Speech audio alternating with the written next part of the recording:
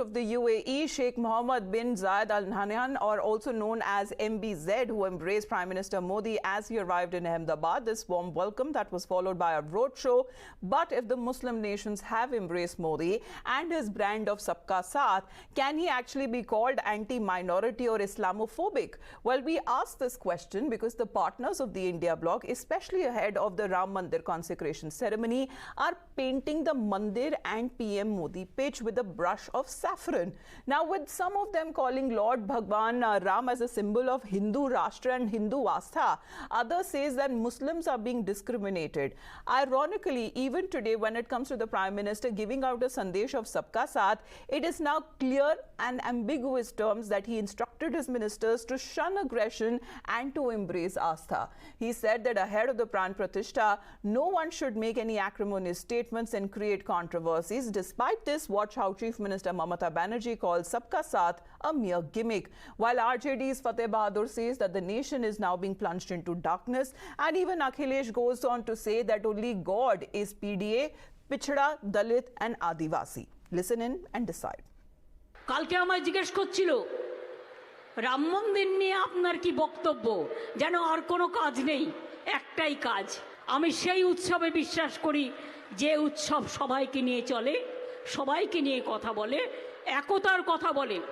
আপনারা করছেন, করুন না, কে আপত্তি করেছে?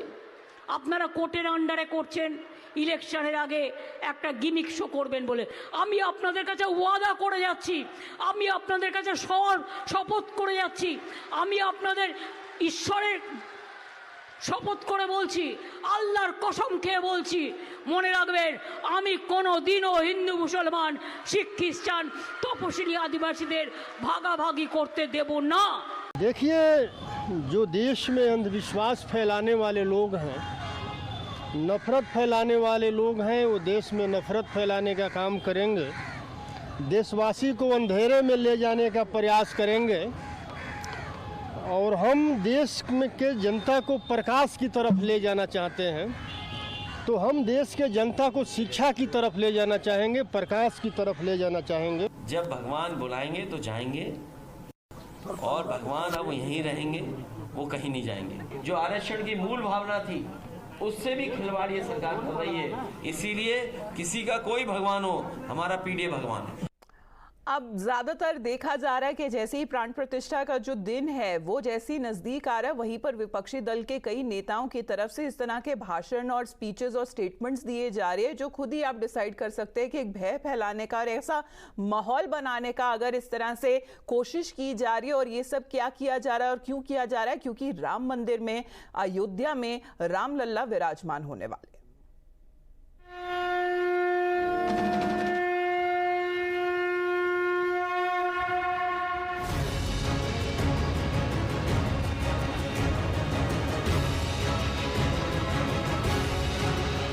नौजवानों, मस्जिदों को आबाद रखो, कहीं ऐसा ना हो कि मस्जिदें हमसे छीन ली जाए।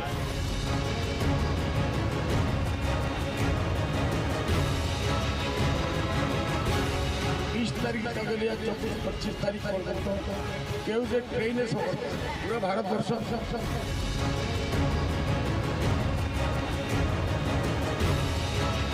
अल्लाह से दुआ करेंगे बात की कि अल्लाह ताला कि इस बाबरी मस्जिद जो हमसे छीन ली गई है वो हमें वापस दे दी जाए।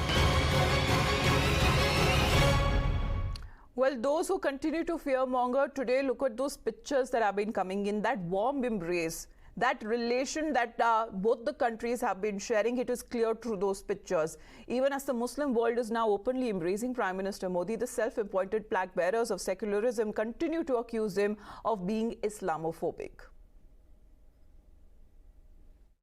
सबका साथ सबका विकास पर अगर फोकस करते तो आज जो भारत के अंदर एक माहौल बन गया है ये नहीं बनता, और ऐसा लगता है कि हम लोग नफरत और घृणा के माहौल में जी रहे हैं। चाइना के प्राइम मिनिस्टर के साथ में भी कई उन्होंने कई दोस्ती निभाई है, तो उसके परिणाम क्या होते हैं वो देखना पड़ता है। सबका साथ सबका विकास, what happened in our country, that the BJP has not given a single ticket to the Muslim, In fact, their entire strength depends on hating Muslim. Even consecration is what? Is a byproduct of that only.